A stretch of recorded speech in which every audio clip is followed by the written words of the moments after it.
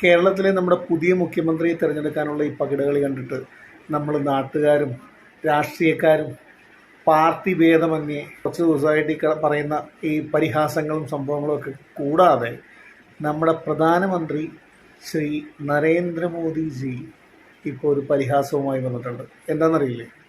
കേട്ടിട്ടുണ്ടാവും. 5 വർഷത്തേക്ക് 5 പേരെ തിരഞ്ഞെടുക്കുക, ഓരോ വർഷം ഓരോരുത്തരായിട്ട് ഭരണമേൽപ്പിക്കുക എന്നുള്ള രീതിയിൽ. സംഗതി നല്ല രസമുണ്ടല്ലേ? ഭയങ്കര രസം, പക്ഷെ ഭയങ്കര മോശമായിപ്പോയി. എന്താണെന്നറിയോ?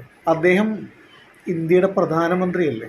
എന്തും ആയിക്കോട്ടെ, ഒരു പ്രധാനമന്ത്രിക്ക് ആ രീതിയിൽ നമ്മൾ സാധാരണക്കാരെ പരിഹസിക്കുന്ന പോലെ പ്രത്യേകിച്ച് മറ്റൊരു പാർട്ടിയിലെ രാഷ്ട്രീയ നേതാക്കന്മാരെയോ അവരുടെ ഈ പ്രശ്നങ്ങളെക്കുറിച്ച് ഇതുപോലെ സംസാരിക്കേണ്ട ഒരാളല്ല പ്രധാനമന്ത്രി. അത് വളരെ മോശമാണ്. പറയുന്നത് ശരിയാണ്, സംഗതി ഒരു പരിഹസിക്കേണ്ട അല്ലെങ്കിൽ അങ്ങേയറ്റം പരിഹസിക്കേണ്ട ഒരു കാര്യം തന്നെയാണ്. പക്ഷേ ആരാണ് പരിഹസിക്കേണ്ടത്, ആരാണ് പരിഹസിക്കാൻ പാടില്ലാത്തതെന്നൊരു ബോധം നമുക്ക് വേണ്ടേ? ഒരു പ്രധാനമന്ത്രി ഇതുപോലെ പരിഹസിക്കുക എന്ന് പറഞ്ഞാൽ ഭയങ്കര സബ്സ്റ്റാൻഡേർഡാണ്.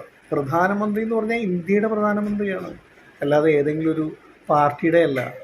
അതിനെങ്ങനെയല്ലേ ഓരോരുത്തരും ആരൊക്കെ എവിടെയാണ് നിൽക്കുന്നതെന്ന് ഒരു പാർട്ടിയിലെ ഒരു നേതാവിനും ഒരു പിടിയില്ല. അങ്ങനെ പിടിയുണ്ടായിരുന്നെങ്കിൽ ഇപ്പോൾ ഈ പ്രശ്നങ്ങളും ഉണ്ടാവില്ലല്ലോ. ഓരോരുത്തർ ഇരിക്കേണ്ട സ്ഥലത്ത് ഓരോരുത്തർ ഇരുന്നിരുന്നെങ്കിൽ ഇവിടെ എത്രയോ നേരത്തെ തന്നെ മുഖ്യമന്ത്രി ആരാണെന്ന് തീരുമാനം ഉണ്ടായേനെ. ഇതൊക്കെയാണ് നമ്മുടെ നാട്, അല്ലേ?